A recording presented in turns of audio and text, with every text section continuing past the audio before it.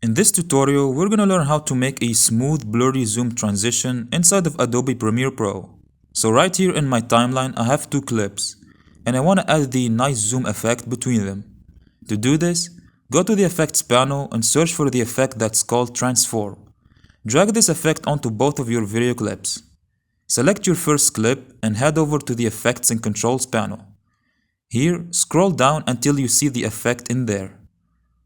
Go to the end of your clip and press the keyframe stopwatch and change the value of the scale to 175. With your keyboard, go back 5 frames and hit the stopwatch again and change the value back to 100. Then uncheck the Use Compositions shutter and change the shutter angle from 0 to 360. As you can see, by doing this, we added a nice blur to our zoom effect. Now select your second clip and go to the Effects and Controls. This time go to the start position of your clip and change the scale to 150. Keyframe this and go 5 frames forward and change the value back to 100. Uncheck this box right here and change the shutter angle to 360. If we roll back the video, you can see that we added this nice zoom transition effect.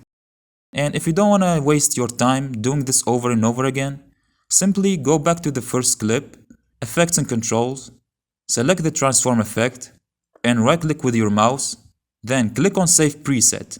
Name this preset something like Zoom In Transition, and click on Anchor to Endpoint. Then go to your second clip and do the same thing. Name this something like Zoom Out Transition.